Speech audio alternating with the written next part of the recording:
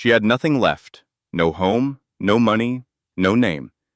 Just two freezing children on a park bench, at 2 in the morning, in the middle of a blizzard, praying that tonight wouldn't be the night they didn't survive. She had been running for 5 years from a ghost, from a lie, from the most dangerous man in the city. And then, through the freezing rain, his shadow fell across her. Not a ghost, not a memory. Him, Victor Romano, the man who owned this city. Every shadow, every contract, every life within it standing 3 feet away, looking at her like a debt that had finally come due. She thought she had escaped his world. She had no idea she had been running straight back into it the entire time. What happens next will change everything you thought you knew about power, love, and what a woman is truly capable of surviving. This channel exists for one reason, because some people are born to rule. And the lessons that come with real power are never taught in any classroom, only earned in the darkest rooms by the coldest minds. We don't tell criminal stories here. We tell stories about mindset, about iron will, and about the secrets behind true authority. If that is the world you want to understand, you are exactly where you belong. The lesson this story carries is brutal and beautiful in equal measure. The people the world tries hardest to break are often the ones history remembers as unbreakable. Chloe didn't survive 5 years of poverty, fear, and isolation by accident. She survived because love, when it is fierce enough, becomes armor that no empire can penetrate. And Victor didn't spend 5 years building an empire out of rage. He spent 5 years building a throne worthy of the woman he lost. Power without purpose is just violence, but power in service of something real, that is legacy. If this story moved something in you, let it show. Leave a comment below, even just one word that describes how this hit you. Share it with someone who needs to hear that surviving is not the same as giving up. And if you want more stories that cut this deep, subscribe and stay close. The next one is already waiting for you. The wipers beat a useless rhythm against the freezing rain, a metronome counting down to a moment I never saw coming. I was sitting in the back of my armored Cadillac, the burn of a fine single malt scotch doing little to warm the perpetual chill inside me. The air was thick with the familiar sense of my life. Cedar from the custom interior, the sharp smell of gun oil from Declan's piece, and a faint metallic tang from the business I'd just concluded. At 34, I own this city. Every shadow, every contract, every life is mine to control. Declan, my most loyal soldier, was already cleaning up the digital mess from our last acquisition, a typical Tuesday night for the Romano Syndicate. "Through Lincoln Park, Tommy," I commanded, my voice low and rough, the sound of grinding stone. "I want to confirm the O'Connor problem has been resolved." He obeyed without a word, turning the heavy vehicle into the desolate, frozen streets. It was after 2 in the morning. Only predators and prey were out in this cold. The streetlights cast a weak, sickly glow on the icy pavement. My mind was on logistics, on shipments and territory, a cold and calculated stream of numbers and names. And then I saw it. A smudge of life where there should have been none. A huddled shape on a bench at the edge of the park under a sputtering lamp. A complete and utter anomaly in my perfectly ordered world. At first it was just a figure, a piece of urban debris. A woman. A large woman, bundled in a coat that seemed to swallow her whole. Even from the car, I could see the full, heavy lines of her body, something that once felt like home. She was curved over 2 smaller shapes, a fortress of flesh against the brutal Orlando wind. And then my blood turned to ice. I knew that coat. It was maroon. A deep, rich cashmere I had picked out for her myself in Milan, custom-tailored to fit the unapologetically soft, thick body I had once claimed as my own. The body of the only woman who had ever made me feel anything other than rage or ambition. The traitor. Chloe. My heart, A piece of useless muscle hammered against my ribs. "Stop the car!" The order ripped out of my throat, raw and sharp. Tommy slammed on the brakes, the tires screaming on the black ice. Declan's head shot up from his tablet, his hand immediately going to the Glock holstered under his arm, his eyes scanning the darkness for a threat. He had no idea the threat was already inside my head. A ghost from 5 years ago come back to haunt me. "Stay here," I rasped, my voice sounding distant and strange even to my own ears. That woman, Chloe Henderson, had vanished. She took every dollar from our safe and left a note that was an insult in its brevity. I had leveled half the city searching for her, putting men in the hospital for simply knowing her name. The Scotch tumbler fell from my numb fingers, its contents spreading across the floor mat like spilled blood. I didn't even notice. My gloved hand shoved open the heavy, armored door, and the Arctic wind hit me like a physical blow. It felt appropriate. Each step toward that bench was a war, my boots crunching on the icy slush. My mind was a storm of impossibilities. This couldn't be her. She was gone, a phantom, a story I told myself to justify the cold emptiness that had become my constant companion. And yet, every single instinct, every fiber of my being, was pulling me toward that pathetic scene, needing to confirm the identity of the ghost who had dared to return to my city. The closer I got, the more the impossible became undeniable fact. It was her. Her hair, which I remembered as a cascade of brilliant blonde silk, was now a dull, wet mess clinging to her face. Her soft, round cheeks were chafed red and raw from the cold. She was utterly absorbed by the cracked screen of a cheap phone, her fingers trembling as she typed, completely unaware that her past had just walked up behind her, ready to collect an old and terrible debt. And then, through the opening of her coat, I saw what she was protecting. Two small children wrapped in thin, worthless blankets. They were shaking uncontrollably, their faces buried in her for warmth. The sight of it made something dark and possessive coil in my gut. I stopped. The world stopped. The little boy, nestled against her, shifted his head and his eyes opened. He looked right at me, and the air left my body in a single, ragged plume of white. They were my eyes. Not similar. Not a coincidence. They were the exact, piercing, ice-blue eyes of my father and his father before him. The unmistakable Romano eyes. In that instant, 5 years of calculated rage, of cold fury, of methodical revenge against the world, all of it collapsed into a single, terrifying point of clarity. She hadn't just stolen my money. She had stolen my son. She had stolen my legacy. She had stolen my heir. And now she was going to pay for it. I watched her from the shadows for a moment, a predator observing its prey. I couldn't hear her frantic whispers, but I could see the desperation.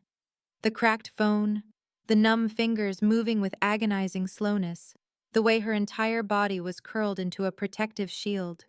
She looked like a cornered animal, pathetic and weak. I saw the little boy whimper and burrow his face into her stomach, and I felt not pity, but a surge of white-hot, possessive fury. My son, a Romano, was whimpering from the cold in a public park because of her weakness, because of her betrayal. I listened to the wind carry away her cracked whispers to the children, lies about how she would fix everything. She couldn't fix anything. She had only made it worse. All I knew was the story she had left for me to find. A cleaned-out safe, and a note that said she couldn't handle my life. She chose to run. She chose to take what was mine and disappear into the night, leaving me to believe she was either dead or in the arms of another man. I never considered another possibility. The idea that she was protecting our children from my world never occurred to me because she never gave me that choice. In my mind, she was a coward and a thief who had abandoned a life of absolute luxury and protection for reasons I could never comprehend. Her current state was nothing more than the logical outcome of that foolish, selfish decision. I took in the sight of her, my gaze cold and analytical. She was heavier now, softer. The stress and poverty had clearly taken their toll, adding layers to a body that was already full and lush. To me, It wasn't a sign of sacrifice. It was a sign of her failure, a testament to her inability to survive without my resources, without my name to protect her. I saw no nobility in her struggle. I only saw the squalor she had dragged my children into. The thought that some worthless landlord had the audacity to throw the mother of my children out onto the street was an insult that I would soon rectify, but my anger at him was secondary to the disgust I felt for her. Then I stepped out of the darkness and let my shadow fall across her. The effect was instantaneous and deeply satisfying. A sharp, terrified gasp. Her body instinctively tightened around the children, a mother bear trying to shield her cubs from a wolf. She thought it was a mugger, some random piece of street trash. The terror in her eyes when she finally looked up and recognized me was a balm on a wound I didn't even know was still festering. I was no ghost. I was a reckoning. I let the silence hang in the air, watching the realization dawn on her face that her past had finally caught up to her. Dressed in a black overcoat and holding 5 years of unanswered questions. She was even more of a wreck up close. Her beautiful face, the one I used to trace with my fingers for hours, was now a mask of exhaustion and raw suffering. The dark circles under her eyes were like bruises. Her lips were cracked and pale. I stood there, letting her absorb the reality of my presence. I was harder, colder, a version of the man she knew, forged in the fires of her betrayal. My eyes raked over every miserable detail, from her unwashed hair to her chapped hands, before finally settling on the two small faces staring out from the warmth of her coat. My children. Her whispered utterance of my name was not a greeting. It was the sound of a trap springing shut. 5 years. The words were quiet, barely more than a breath of frozen air, but they were heavier than gravestones. I let the full weight of that time settle between us, the years I spent hunting for her, the empire I built from the ashes of what she destroyed. Her plea about the children being cold was a pathetic attempt to find some shred of mercy in me. There was none left. "Victor, please," she begged, her voice a fragile, shaking thing. "My babies are freezing." A dark, dangerous possessiveness surged through me. My babies? She had forfeited any right to call them that the day she ran. I stepped closer, the scent of my cologne a reminder of the world she had thrown away, and crouched down to look her in the eye. My gloved hand extended, a simple gesture, and she had the audacity to flinch away from me, pulling back like I was some monster. I felt the muscle in my jaw tighten into a knot of cold fury. Fine. I deliberately bypassed her, the architect of this squalor, and let my thumb graze the cheek of my son. Arthur. His skin was like ice, but he didn't recoil. He just shivered, a small, helpless tremor. I fixed my gaze on her. "Look at me, Chloe." The command was soft, but it carried the weight of 5 years of searching. Her chest rose and fell, straining the cheap fabric of her coat. "Did you really think," I whispered, letting the darkness I'd cultivated seep into my voice, "that you could steal my blood and hide them in a gutter?" Her pathetic excuse, that she was protecting them, was like acid in my ears. Protecting them from my world? My family? A laugh escaped me, harsh and empty. My family? The sound bounced off the grimy brick, a bitter, humorless bark. She was so insulated in her self-imposed exile, so utterly clueless. "I am the family now, Chloe." I let the words sink into the frozen air between us, a declaration of absolute authority. "My father is dead. He's been dead for 3 years, buried in a closed casket." I watched her face as the truth landed. The man she was running from was nothing but dust. The wave of relief that washed over her was immediately followed by the crushing weight of guilt. I could see it all. 3 years. 3 years she'd dragged my children through filth, running from a ghost. The pathetic irony of it all was almost satisfying. But there was no time to let her wallow in her foolishness. The time for running was over. I rose to my full height, letting my shadow fall over her. There were no questions to ask. No pathetic story I needed to hear right now.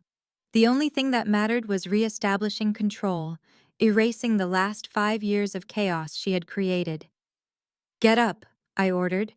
She hesitated, her eyes wide with a foolish flicker of defiance. "Victor, what are you doing?" The question was irrelevant. "I said, get up." The words were a low growl this time, and I reached down, my hand closing around her upper arm. I was careful, of course. I had no desire to mar what was mine. But the grip was steel. I pulled her to her feet, and the sudden motion made her stumble forward, her body clumsy and heavy from the cold. She fell against me, and for a split second, I felt the soft, full weight of her breasts against my chest. My hands instinctively went to her waist, spanning the thick, soft flesh, and a jolt of something ancient and unwelcome shot through me. The same infuriating, volatile chemistry that had started this whole mess flared in the freezing alley. My breath caught in my throat, and my grip tightened before I violently shoved the feeling down into the deepest, darkest part of my soul. It was a weakness I could not afford. "Grab the girl," I commanded, my voice ragged with the effort of suppression. I didn't wait for her to comply. I reached down and scooped Arthur into my arms. He was mine. My son. He gasped, but I immediately opened my overcoat and tucked him inside, shielding him from the wind, pressing him against the warmth of my suit. His pathetic cry for his mother was a knife twisting in my gut. I watched her struggle to pick up Lily, her arms trembling with exhaustion. It was a pitiful sight, this woman who thought she could survive without me. It was time to remove them from this gutter. "Declan!" My roar cut through the howling wind, a summons that my men knew better than to ignore. The passenger door of the black Escalade flew open, and Declan emerged, his hand instinctively going to his weapon. I saw the moment he registered what I was carrying. The professional mask on his face shattered, his jaw dropping in shock. "Open the back door. Turn the heat up to maximum. Now!" My orders were sharp, precise. He scrambled to obey. Warm air, a luxury she'd denied my children, blasted onto the street as I placed Arthur on the plush leather seat and then all but shoved Chloe and the girl in beside him. The heavy door slammed shut, and the storm outside ceased to exist. We were encased in a silent, warm vault of my own making. I took the seat opposite them, the sheer space of the Escalade's cabin suddenly feeling suffocatingly small with them inside it. I stared at them, a tableau of my stolen life. Chloe, a drowned rat in a soaked coat, clutching two perfect miniature versions of me. "Drive, Tommy," I said into the intercom. "Take us to the estate." I heard the surprise in his voice. "The estate, boss? The secure compound?" His questioning my judgment was a mistake. Did I stutter? I snapped. The SUV accelerated with a smoothness that was a world away from the life they had just been living. The new world was beginning now. The only sound in the car was the ragged breathing of the children, and I let the silence stretch, forcing her to stew in her own shame. I could feel it radiating off her. She knew how she looked, a broken, fat, destitute woman who was a pale imitation of the goddess I once knew. She had done this to herself. She had done this to my children. "Take off the coat," I said, breaking the silence. Her head snapped up, a defensive fire in her eyes. "No, I'm cold." It was a stupid, emotional response. "The coat is wet, Chloe," I stated the obvious, my patience wearing thin. "You're keeping the cold against them. Take it off." The logic was undeniable. Trembling, she finally obeyed, shrugging the soaked wool from her shoulders. Underneath, a cheap sweatshirt clung to every curve. The gray sweatshirt was stretched tight across her heavy breasts, and the worn leggings did little to hide the thickness of her thighs. My eyes tracked every movement, not with disgust, but with a furious, possessive hunger. This was what she had become without my guidance, without my protection. But she was still mine. I leaned forward, retrieved a heavy cashmere blanket, and tossed it over them, covering her and the twins. A provider corrects deficiencies. What are their names?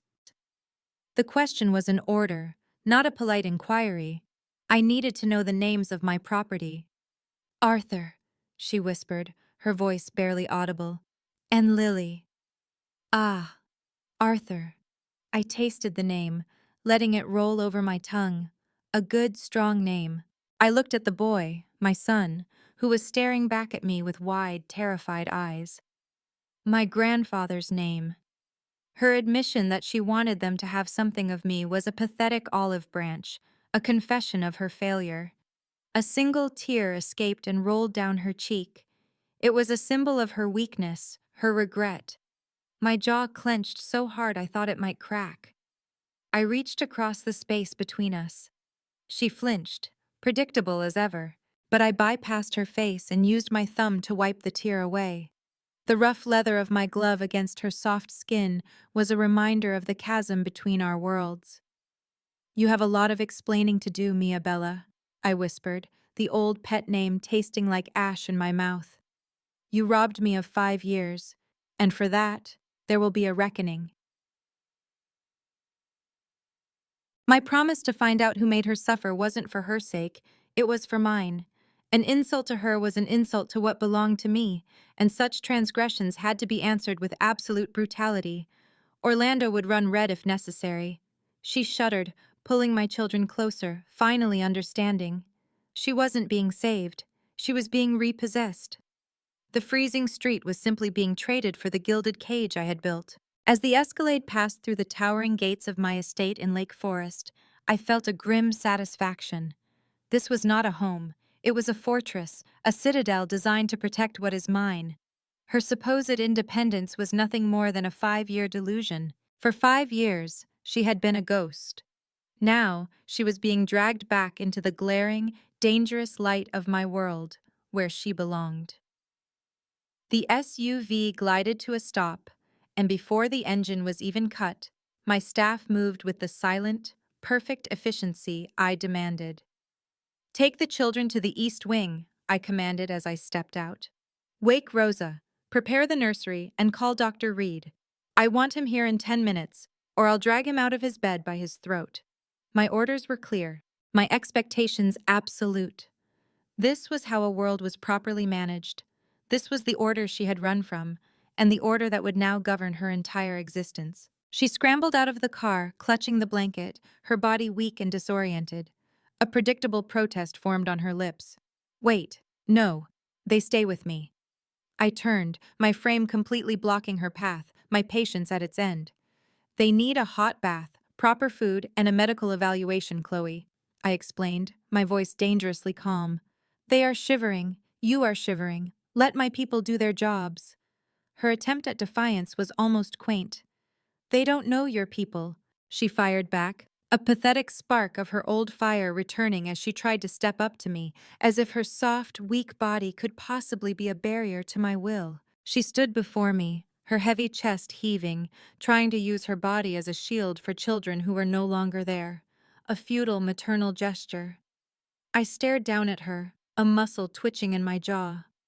Without breaking eye contact, I reached into the SUV and effortlessly lifted both of my children, one in each arm. Lily and Arthur, exhausted and overwhelmed, simply buried their faces into my coat, seeking the warmth and security I offered. Their silent surrender was all the justification I needed. "Then," I said, my voice softening to a silken command, "you will walk with me." I turned and strode into the mansion, carrying my legacy in my arms. I watched her follow, her cheap sneakers squeaking on the imported marble floors, a vulgar sound in the hallowed silence of my home.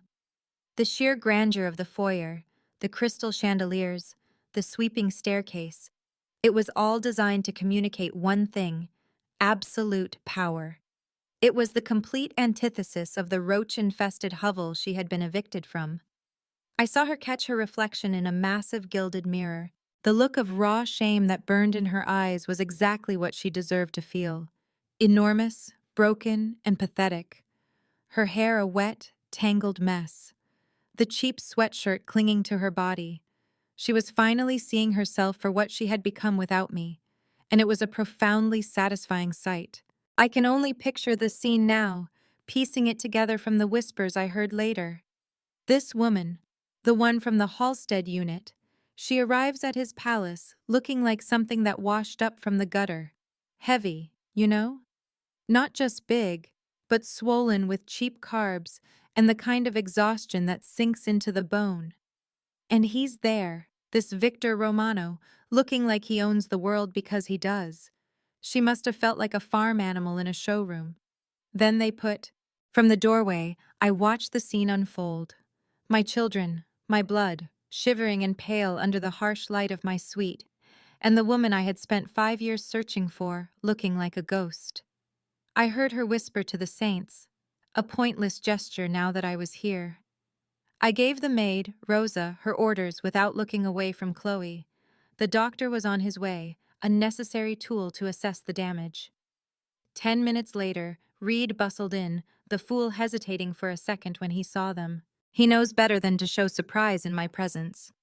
My command to check them was quiet, but it carried the weight of a death sentence if he failed. I watched Chloe, perched on the edge of that chair, rigid with fear. Good. She should fear me. She should understand she's back in a world with consequences. Reed's diagnosis was a litany of insults against my name: hypothermia, malnutrition, a respiratory infection. He spoke in his typical hushed tones, as if that would soften the blow. He used words like mild and slight, but what I heard was that my children, my heirs, were on the verge of being extinguished because of some worthless parasite. Nothing permanent, he assured me, but they were very, very close. The leather of my gloves strained as my hands became fists. Those 4 words signed someone's death warrant. I dismissed the doctor with a single command. He knew better than to linger. He scurried out like the paid help he is, understanding that his services were no longer required. After the maid scurried away, a proper silence finally fell. My suite, my children, safe in my bed. It was all as it should be. Their soft breathing was the only sound, a rhythm that calmed the rage coiling in my gut. I turned my full attention to Chloe.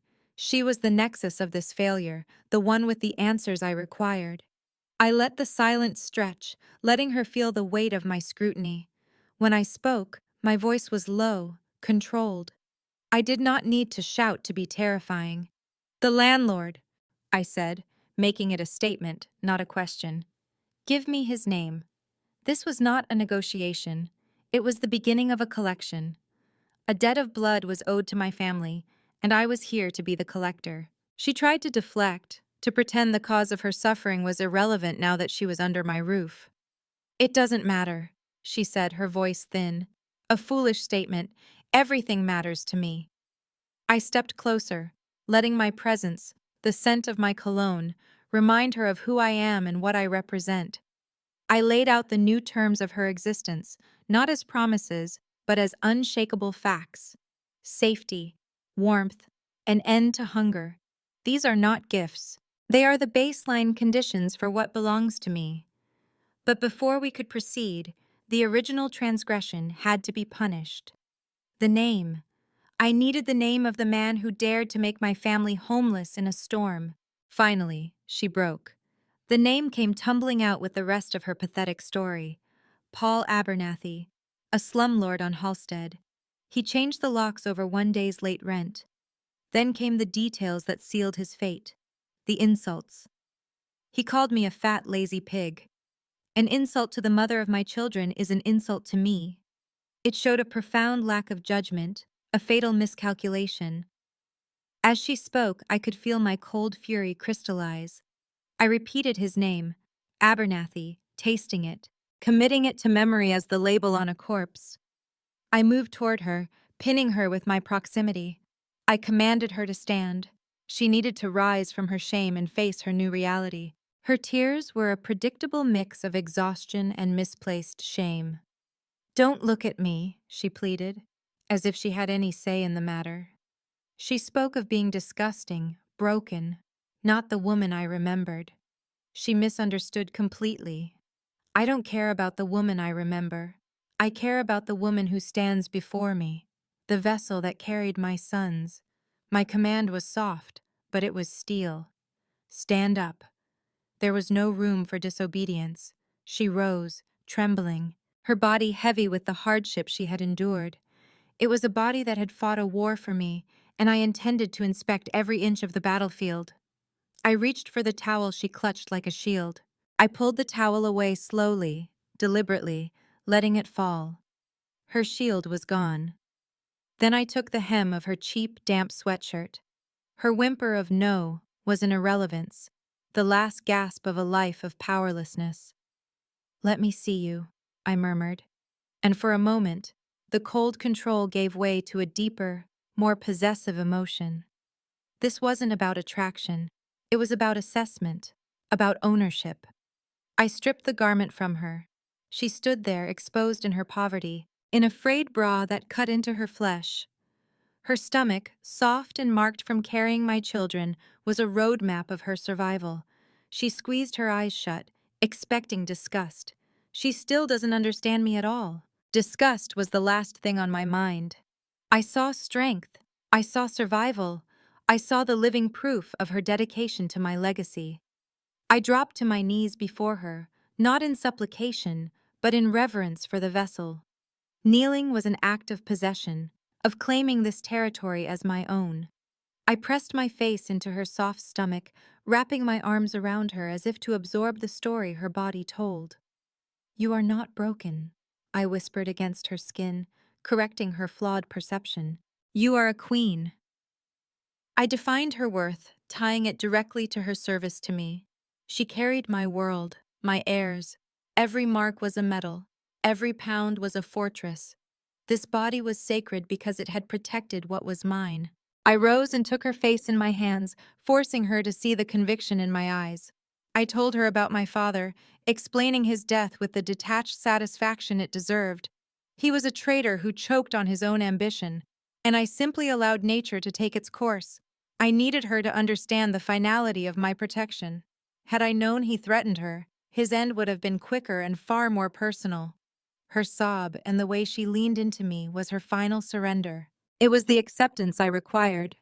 She was finally relearning that my arms were the only safe harbor in the world for her. I held her secure against me, feeling the transfer of her weight, of her trust, back to its rightful owner. The contrast between my hard frame and her soft curves was the very definition of our dynamic. I am the armor. She is the treasure. I gave her instructions for her restoration: the bath, the expensive oils, my bed. These were not suggestions, they were part of the process of washing away her old life and preparing her for her new one. When I stepped back, the flicker of panic in her eyes was gratifying. It confirmed her renewed dependence. "Where are you going?" she asked. I gave her a sanitized version of the truth. "I have some real estate to acquire. Business had to be attended to. My basement is a sterile environment designed for problem solving." Paul Abernathy was tonight's problem. He looked exactly as I pictured him, a quivering rat in expensive pajamas, already bleeding. Declan had been efficient. The chair, the light, the smell of bleach. It's a simple but effective stage for confession and consequence. I had changed into work clothes. A task this personal requires a certain lack of formality, a hands-on approach. I rolled up my sleeves, ready to begin the acquisition process. Abernathy was about to learn the true meaning of a hostile takeover and the price of disrespecting my assets. He started squeaking nonsense about tribute payments and loyalty, operating under the delusion that this was a standard business dispute. He couldn't comprehend that he had crossed a line into something far more personal. I let him babble. Words were unnecessary from my end. I selected a steel-toed boot from the table, a perfectly weighted instrument for delivering a message. The swing was casual, precise. The sound of his kneecap disintegrating was a beautiful, sharp percussion that cut through his whining. His scream was the first real and honest sound he had made all night. This was the language of consequences, a language everyone eventually understands. After the initial shockwave of agony, I grabbed his hair and forced his eyes to meet mine. It was time for his education to begin. I spoke conversationally, laying out his specific crimes against me. "You evicted a woman and 2 children," I stated, making sure to include his precise, disgusting insult. "A woman you called a fat, lazy pig." The moment of recognition in his eyes was priceless. The terror that flooded his features was the first down payment on the debt he owed. His excuse, "I didn't know," was predictable and utterly irrelevant. Ignorance is never a defense when you trespass against what is mine. It only ensures the punishment is more severe. It always amused me how my nephew handled the little problems. While I was managing billion-dollar portfolios and political alliances, Victor was in some squalid basement, terrorizing a slumlord. Declan had filled me in on the basics. Some fool named Abernathy had evicted a woman. A nobody, by the sounds of it. Victor's solution, according to Declan's text, was theatrical and brutish. Break the man's knee, then methodically strip him of every asset he owned. A bit much, but effective. It was the kind of dirty work that capos were for, not the Don. Still, a message had to be sent. The transfer of an entire real estate holding company over a single eviction was a display of power I could appreciate, even if the target was laughably insignificant. The details were almost poetic in their cruelty, I had to admit. Making the man sign away his entire existence with a pen held in a blood-smeared hand was a touch of pure Romano theater. The choice between a wheelchair and small garbage bags was precisely the kind of leverage our father would have used. I felt a flicker of pride in the boy, quickly followed by a familiar sense of impatience. Victor had the instincts of a killer, but he still lacked the strategic vision of a king. He was wasting his time, his energy, his focus on the worms under the rocks instead of the eagles circling the sky. This Abernathy fellow would be ruined, a lesson learned. But the real game was played in boardrooms and back chambers, not in damp cellars with cheap thugs. When Declan informed me that the landlord had been dealt with, stripped of his coat and shoes and left to stumble home in a blizzard, I simply nodded, a fittingly grim end to a trivial matter. But then he mentioned a phone call. Victor had stepped away to take it, his demeanor shifting entirely. That was the first prickle of unease I felt all evening. Victor was not a man given to sudden changes in mood unless the call was about something significant. I sat in the library, listening to Vivaldi, swirling my cognac and considered the possibilities. A rival family making a move? A problem with the casino deal in Vegas? Whatever it was keeping Victor from his duties here, at the heart of the empire. I just hoped it wasn't another emotional entanglement. I had spent 5 years carefully curating the story of Chloe's disappearance, a tragic but necessary event. The old Don, my brother, had been so easy to manipulate in his later years. All it took was a suggestion that this little waitress was a vulnerability, a soft spot for our enemies to target. He never even questioned the intelligence I fed him. The payment to Onyx Investigations was a masterstroke, routed through an account he'd forgotten he even had, an account only I could access. The authorization, forged with his own signet ring, was flawless. Victor bought the story completely.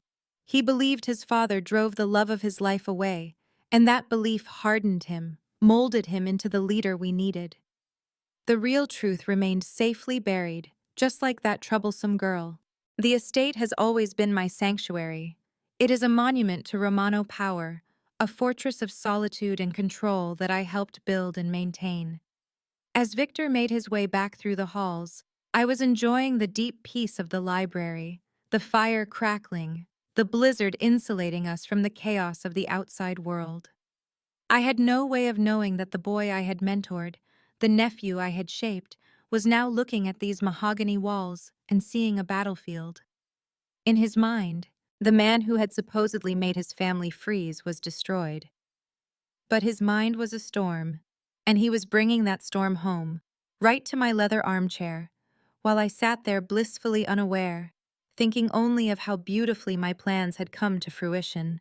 The grandfather clock chimed 4 in the morning, each note a declaration of my complete dominion over this house. The blizzard outside was a tempest, but in my library there was only warmth and order. The Vivaldi, the roaring fire, the exquisite Louis XIII cognac in my crystal snifter. These were the rewards of a life lived with precision and without sentiment. I closed my eyes, savoring the aroma of my Cuban cigar, a portrait of absolute tranquility. I had weathered every storm, outmaneuvered every rival, and even guided my own nephew to the throne, while keeping him blind to my true role. I was the architect of the modern Romano family, a silver-haired ghost in a velvet smoking jacket, and I was perfectly at peace. The soft click of the heavy oak door was the only sound that pierced my reverie. My eyes opened instantly. It was Victor. He looked feral. His shirt was rumpled, and I could smell the faint metallic scent of blood on him, even from across the room. He moved with a predator's grace toward the bar cart, his silence a heavy cloak. I kept my voice smooth, paternal, the voice he had trusted for decades. I already knew about the landlord's situation from Declan's text, but I feigned ignorance to gauge his state. I chided him gently, reminding him of his station. Dons do not handle street-level garbage personally. It was a test, a reminder of his role, and an attempt to reassert the hierarchy he seemed to be forgetting. He poured 2 drinks, his movements deliberate, controlled. When he finally spoke, his words were like ice dropped onto a hot skillet. A woman and 2 children, thrown out into the snow. I scoffed, playing my part perfectly, dismissing it as a tragedy of the lower classes, something beneath our notice. Then he delivered the blow. The woman was Chloe, the children were his, my 4-year-old twin heirs. For a single, infinitesimal moment, my control shattered. The crystal snifter in my hand trembled, a drop of priceless cognac spilling onto my velvet jacket like a spot of blood. My mind raced, 5 years of careful planning threatening to unravel. I had to feign joy, shock, relief. I had to bring them into the compound, get them under my roof, where I could control the new narrative. He told me they were upstairs, safe. As I was processing the sheer impossibility of it, the danger of her return, he steered the conversation into even more treacherous waters. The old security servers. He wanted to know how his father had tracked her down. The Vivaldi record chose that exact moment to scratch, a jarring, ugly sound that mirrored the screeching panic inside my own head. I tried to stay calm, to reinforce the old lie. "Your father was paranoid," I said. "He saw her as a liability. It was a tragedy, but for the good of the bloodline." The words felt hollow, my voice a stranger's. I set my glass down, my hand suddenly unsteady. I was losing control of the room, of him, of everything. He agreed with my narrative, the one I had so carefully crafted for him, and for a fleeting second, I thought I might survive this. But it was a trap. He stepped closer, his presence suffocating, and dismantled my entire world in a single sentence. His father hadn't tracked her down. The payment to Onyx Investigations, the off-book account, an account that only I could access. The keys were cryptographic, the security absolute. There was no plausible deniability. He knew. He had the proof. The Vivaldi played on, a funeral dirge for the life I had built on a foundation of lies. The warm, safe library had suddenly become my tomb, and my executioner was staring at me with his father's eyes. I saw the abyss open before me. My first instinct was to attack his credibility, to paint him as emotional, overwrought, misinterpreting the data. It was a desperate, pathetic gamble. His roar of fury was primal, the explosion of a man who had been lied to by the one person he thought he could trust implicitly. It wasn't just anger. It was the sound of betrayal itself. He slammed his glass on the mantelpiece, and the shattering crystal felt like a shard of ice in my own heart. The mask of the doting uncle was gone, ripped away. He had me. He knew I had hunted her. He knew I had used his father's signet ring. He knew I had put the gun on her table. The game was over, and I had lost.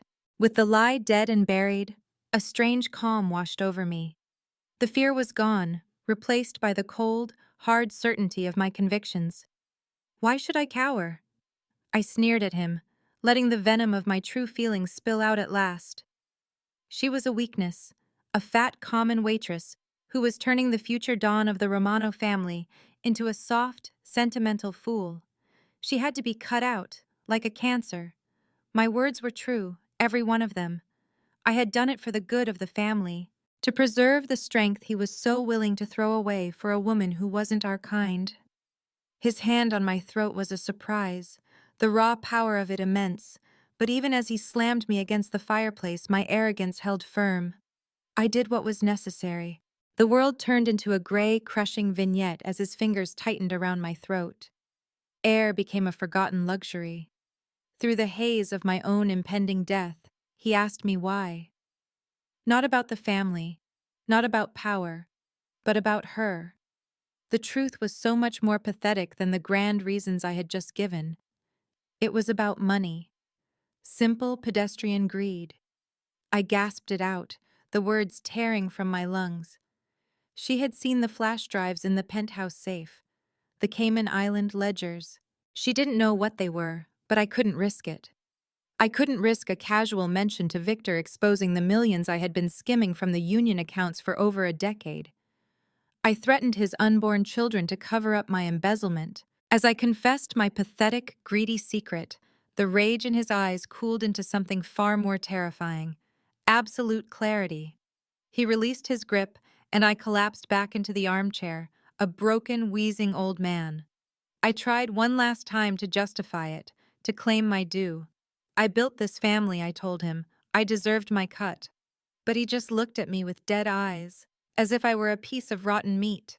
He called me a parasite, an infection to be amputated. He reached into his pocket and produced a small silver pillbox.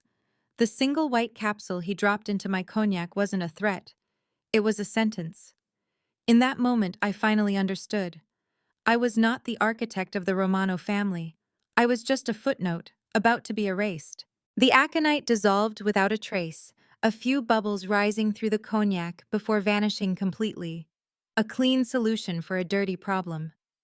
My Uncle Dominic, my own flesh and blood, stared at the glass as if it were a viper. His pathetic pleading was exactly what I expected from a man who smiled to my face while stealing the future I was building for my sons. He offered me money, $30 million, as if this was a negotiation, as if his life had a price tag. He mistook me for a common thief. I drew my kimber, the weight of it familiar and reassuring, and pressed the barrel to his sweaty forehead. The choice I offered was a mercy, a clean exit, or a messy one that would scar my children's home. It was more dignity than he deserved. Tears streamed down his face, the final confirmation of his weakness. He saw nothing in my eyes because there was nothing left for him there. The part of me that was his nephew had died the moment I discovered his ledgers. He drank, his hand trembling so violently I thought he might spill the last few moments of his life onto the Persian rug. I watched, dispassionate, as the poison worked. It was efficient, just as the chemist had promised. His gasps, his clutching hands, the final spasm. It was all just a biological process, a problem being solved. Vivaldi's strings swelled in the quiet aftermath. I holstered my pistol, the business concluded. It was time to rebuild. My first call was to Declan, my voice a calm counterpoint to the silent corpse still sitting in the chair across from me. The narrative had to be controlled immediately. A tragic heart attack. Dr. Reed would play his part. The capos would be informed.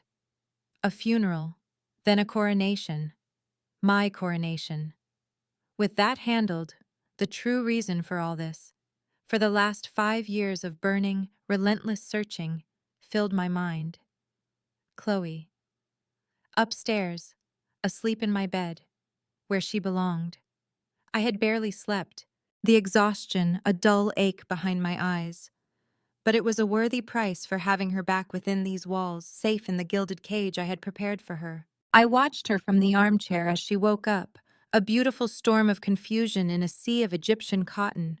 She was magnificent, even disoriented.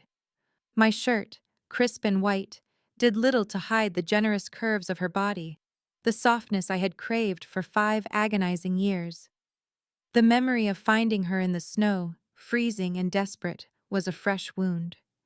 Her gasp, the panic in her eyes as she sat up, it was all for the children. I knew it before she even looked around.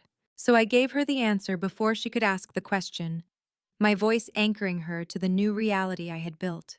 They are in the nursery, through those doors. I watched her every move, the predator finally able to relax now that his mate was back in the den. The way she scrambled from the bed, a frantic, beautiful mess of maternal panic, was exactly why I had torn the world apart for her. That fire in her was the heart of my family. She threw open the nursery doors, a warrior queen checking on her princes. I could see the moment the crushing weight of 5 years of fear lifted from her shoulders. Her knees buckled with the sheer force of her relief, and she clung to the doorframe, weeping silent tears. She thought they were just safe and warm, but it was more than that. They were home. I had restored her world, and in doing so, I had restored my own. Her relief was my victory. When she closed the nursery doors and turned back to me, the fight had gone out of her, replaced by a raw vulnerability I intended to protect with every weapon at my disposal. My eyes took in the sight of her, the way my shirt clung to her soft hips and full breasts. She was mine. Her observation, "You didn't sleep," was astute. "I had family business to attend to," I replied, the understatement of the century. The silver cart was there for her, a small offering of comfort. I poured her coffee, the act feeling strangely domestic after the cold finality of the library.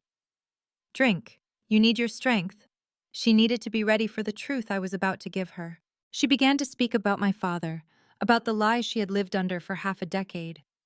I couldn't let her continue down that path. I cut her off, my voice sharp enough to make her flinch. The truth had to come from me. It was my right to correct the record. But the ring, the man who came to the apartment was sent by my Uncle Dominic. I finished for her, stepping into her space, letting my presence overwhelm her. I wanted her to smell the bergamot, the steel, the lingering scent of justice. I needed her to understand the depth of the betrayal. It wasn't my father's ghost that haunted her. It was the simple, pathetic greed of the man whose body was now growing cold downstairs. I watched her face as my words dismantled her reality. The 5 years of terror, of hiding my children, of starving herself. All of it laid at the feet of the man she thought was kind, the man who brought her pastries. I felt a cold satisfaction as the sob tore from her throat. "He was a rat," I said, my voice devoid of any emotion except contempt. "And a rat will smile at you while chewing through your floorboards." She asked what I was going to do, and I could see the conflict in her eyes, the fear, and beneath it, a dark, satisfying glimmer of rage. I saw the part of her that had watched our children freeze and wanted blood. It was the part of her that belonged to me. "Nothing," I said, my voice soft as I reached out to touch her, to claim her. I let the lie hang in the air for a moment before delivering the final, brutal truth.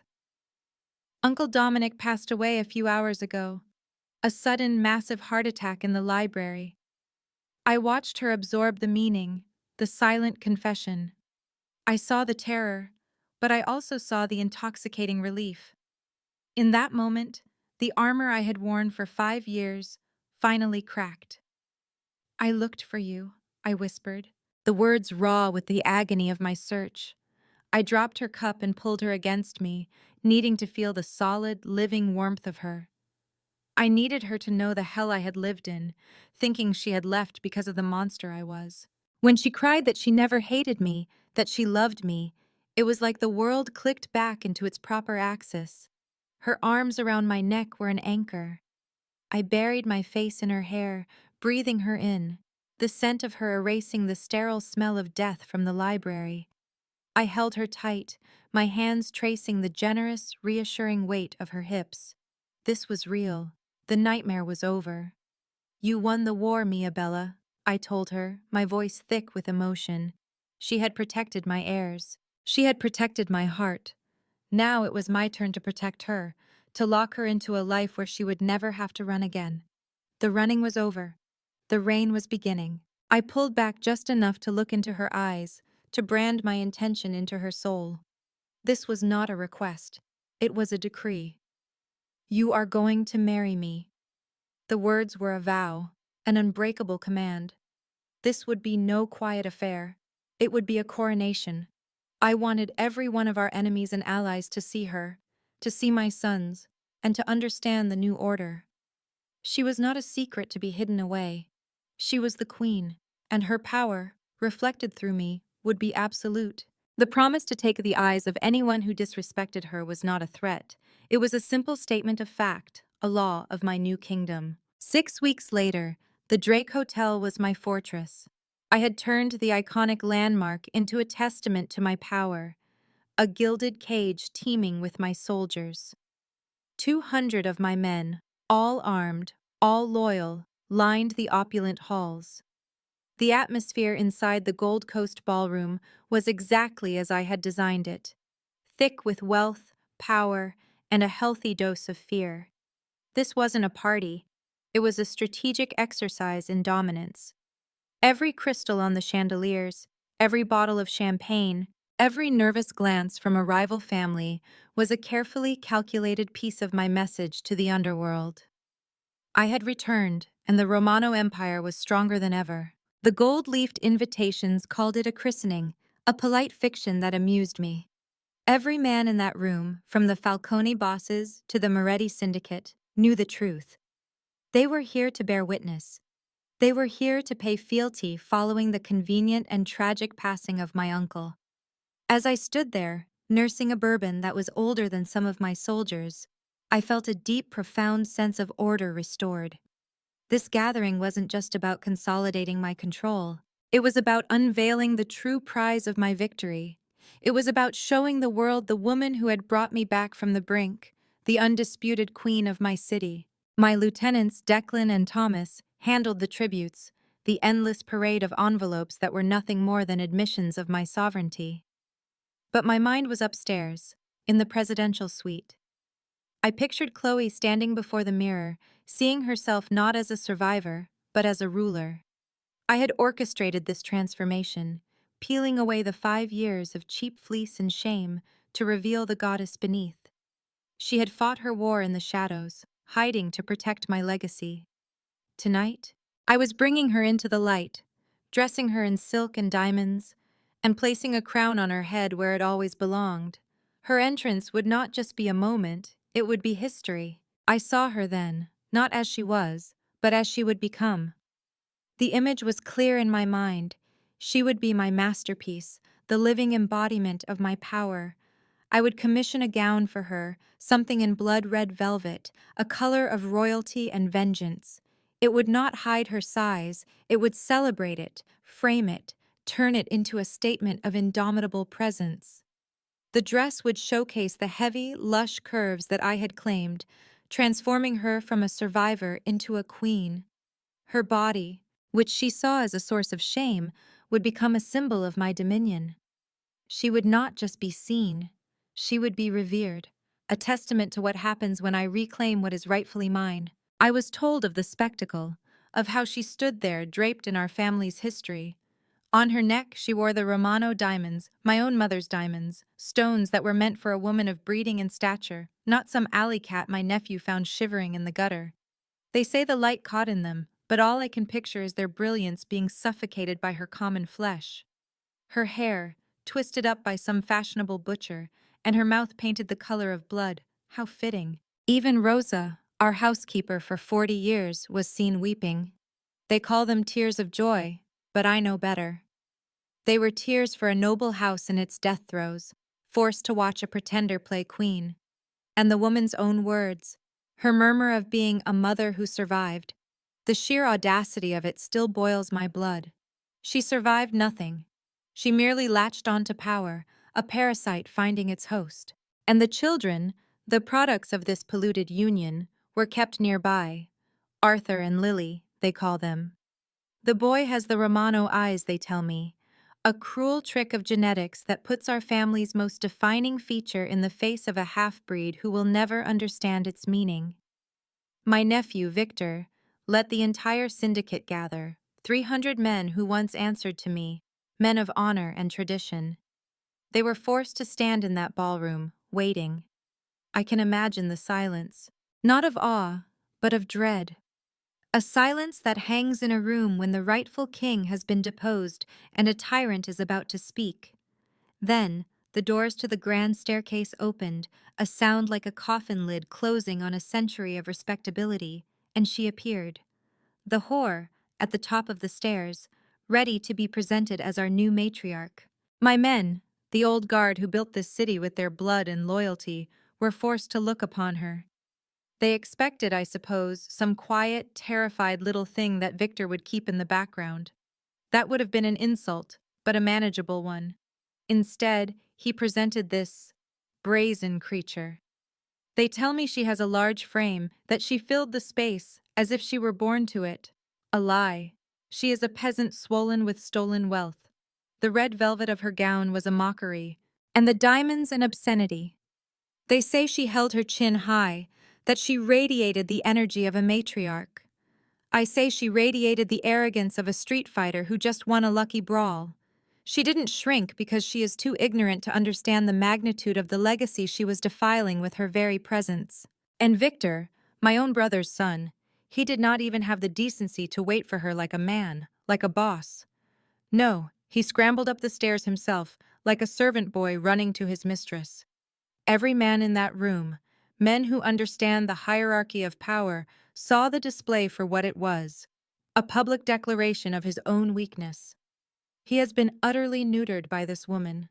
He kissed her hand, the hand of a commoner, and then glared at the crowd, daring them to disrespect his new goddess. It is a sickness. Then came the final insult. The children were brought out, and the whispers started when they saw the boy's eyes, my family's eyes, looking out from the face of our ruin.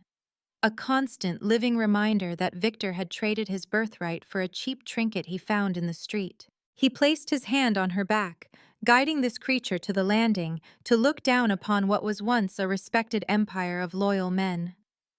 And then he spoke, his voice filling the room with the most poisonous lies. My friends, my family, he called them, after slaughtering anyone who showed me a shred of loyalty. He spoke of a shadow over the house, a shadow he claimed was cast by traitors and cowards. He was speaking of me. Me, his uncle, the man who taught him everything he knows about our ways.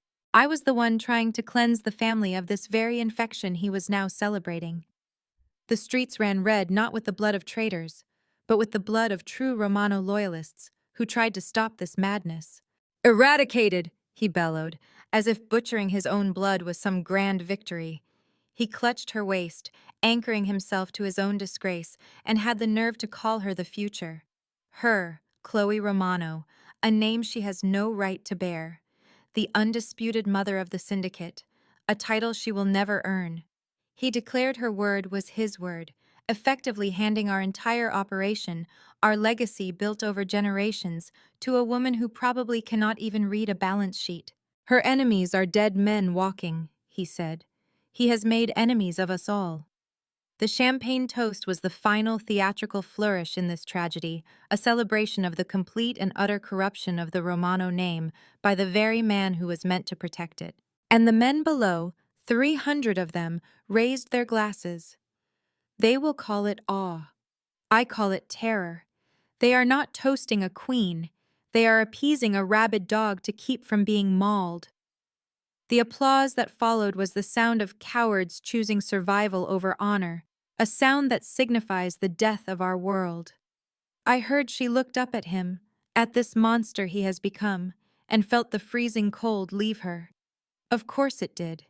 The parasite was finally warm, fully embedded in the flesh of its host. They say he looked at her with love. I say it was the vacant, mindless stare of a king who has willingly handed his crown and his mind over to a witch, forsaking his kingdom and his own soul in the process. She thought she was in a cage, and then decided it was a throne. How quaint. It is a cage, a filthy one built from the bones of honorable men, and she is nothing more than a rat sitting on a pile of stolen gold. And to think that this monster, my nephew, belongs to her now. It is the final proof that he is no longer a Romano. This story, this farce, is being sold as some grand romance. It is a tale of betrayal. And they ask if I, Uncle Dominic, received my karma? The only karma I see is a great family being dragged through the mud by a weak, infatuated fool. I tried to save us from this. My actions were not for personal gain, but for the preservation of our honor, our traditions, and our bloodline. This was not justice. It was a coup. So they packaged this sordid affair as some dark mafia romance. A story of survival and revenge. Whose revenge? A commoner who schemed her way into a fortune. They ask you to celebrate this, to cheer for the fiercely protective alpha male who murdered his own kin and the unapologetically strong queen who is nothing but a succubus. There is a moment in this story that most people will miss because they are too busy watching the violence, the power, and the spectacle of a man reclaiming his empire. The moment I am talking about is quiet. It is a woman, alone on a frozen bench at 2 in the morning, wrapping her body around two small children like a fortress made of nothing but love and willpower. No money, no protection, no name behind her. Just a mother who decided that as long as she was breathing, her children would not fall. That is where the real story lives. We live in a world that celebrates power when it arrives dressed in expensive suits, surrounded by armed men, and announced by the roar of an engine. We are trained to look at Victor Romano and see strength. And yes, he is strong. But the most powerful figure in this entire story is a woman who had absolutely nothing and still refused to break. The first lesson this story teaches is that survival is its own form of dominance. Chloe did not have an army. She did not have wealth or walls or weapons. What she had was a decision, made every single morning for 5 years, to get up and keep going. That kind of endurance is not passive, it is ferocious. It is the kind of strength that most people only discover when everything else has been stripped away. The world will always try to measure your power by what you possess. This story reminds us that true power is measured by what you refuse to surrender. The second lesson is darker, and it is the one that should keep you awake at night. The most dangerous betrayal never comes from your enemies. It comes from the person who sits at your table, drinks your finest cognac, calls you family, and has been quietly dismantling your life for years. Dominic Romano was not a rival. He was not a stranger.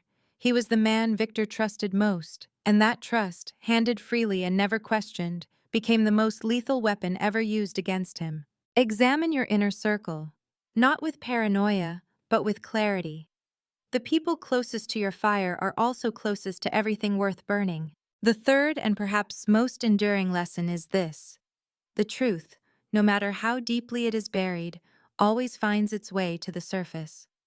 5 years of carefully constructed lies, forged signatures, and manipulated grief, and it took one night, one set of ice-blue eyes on a park bench, for the entire architecture of deception to begin collapsing. You cannot build permanence on a foundation of dishonesty. Eventually, the weight of what is real will crack through whatever false structure has been built above it. This is not simply a story about a mafia boss finding the woman he lost. It is a story about what it costs to protect the people you love in a world that sees love as weakness. It is a story about the invisible war that mothers fight every day, in silence, without applause or recognition. And it is a story about the reckoning that finds every person who chooses greed over loyalty. Power can be taken, loyalty can be bought. But the woman who stood between her children and the cold with nothing but her own body? That is something no empire can manufacture, and no enemy can ever truly defeat. This work of fiction is a product of the author's imagination. Any resemblance to actual persons, living or dead, events, or locales is purely coincidental. The narrative is intended solely for artistic and entertainment purposes and should not be interpreted as a reflection of real individuals or factual occurrences.